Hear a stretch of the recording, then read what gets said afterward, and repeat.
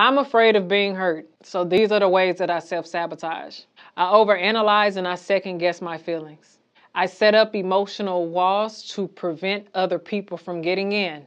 I'm hypervigilant, so I'm hyper-aware and I'm constantly analyzing everyone's behaviors, their intentions, their motives, even if they're pure.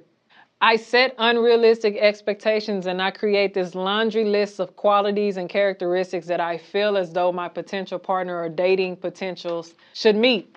And I do all of this to protect myself from possible disappointment. But then when they can't meet those standards and those unrealistic expectations, I just reinforce the same belief that I'm going to be disappointed and I'm going to be hurt. Puts me in a vicious cycle. I also don't let people in because my fear of being hurt is directly tied to my fear of vulnerability.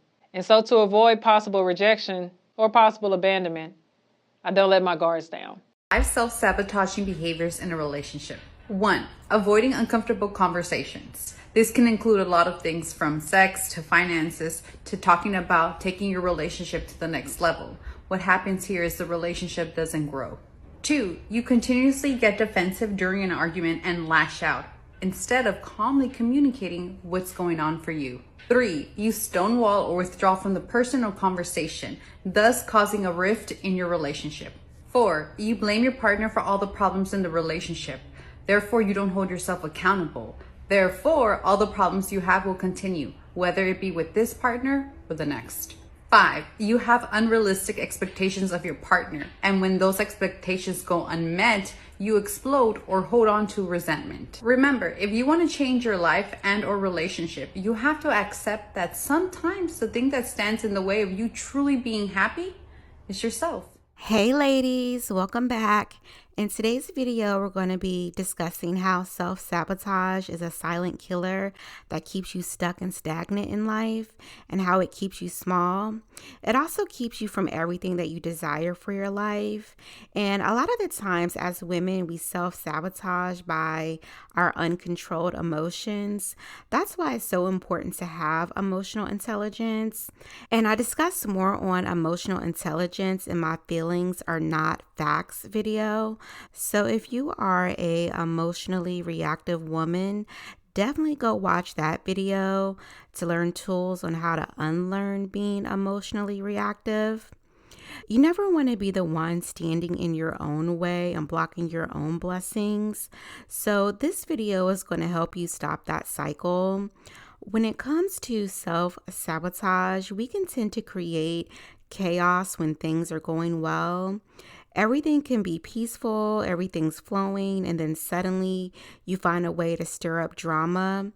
And that's your self-sabotage making an appearance. And this form of self-sabotage could be a sign of unprocessed trauma and limiting beliefs. And self-sabotage can also show up when it's time for you to pursue a goal. You'll start making excuses that sound really good in the moment, and you may start saying things like, I'm not ready, or the timing isn't right. And my personal go-to used to be, I need to learn more first. But in actuality, you're probably just scared to put yourself out there. Self-sabotage could also cause you to stay in your comfort zone instead of stretching yourself to grow.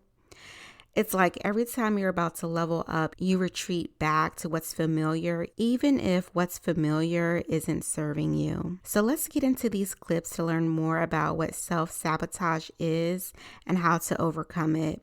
So grab your journal and a pen and take notes.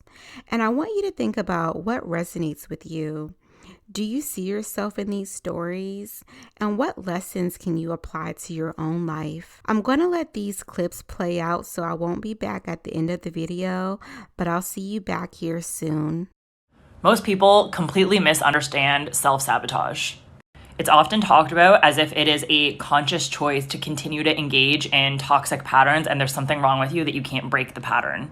And this is just completely not true. What self-sabotage actually is a huge contraction in your nervous system when you try to force yourself to operate outside of what is normal and known and safe.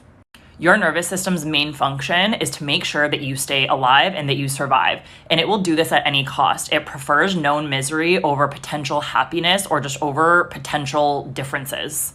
So when you try to do things like quantum leap or manifest or even make a large drastic change in your day-to-day behavior, your nervous system starts to freak out and it pulls you back into what is known, because this is where it can be sure that you are going to survive. And there's millions of years of evolutionary intelligence that's driving that, and your brain is not powerful enough to override that. Why do you self-sabotage? You self-sabotage because you do not think that you are deserving of the things that you have. Now let's go deeper into self-sabotaging. You self-sabotage because you have unresolved trauma. You're dealing with imposter syndrome. You do not believe you are worthy. Why is that? It's usually rooted in your childhood. Go a little back further so you can figure it out. The cure for self-sabotage is actually self-care. Let me explain. Oftentimes when we become exhausted and we are running on fumes, it only takes one misstep for you to fall into the trap of self-sabotage, where everything that isn't important becomes important. And you spread yourself so thin that you no longer have the bandwidth to carry out what it is that you want to do. Before this even happens, but especially when this happens, the cure is self-care. You need to take a step back and actually do something counterintuitive. Take time out, step away completely, remove yourself from the troubles that you are currently in, and do something that will edify your soul, edify your spirit, even edify you physically. Self-care. Come up with a routine. I promise you, when you come back to that mountain that you thought was 100 feet tall, you will see it's only 50 feet tall, because the other 50 feet are actually made up of things that don't even matter. See, when you come back, now you're able to see things clearly, because now you are coming back into the picture from a place of rest and not from a place of chaos.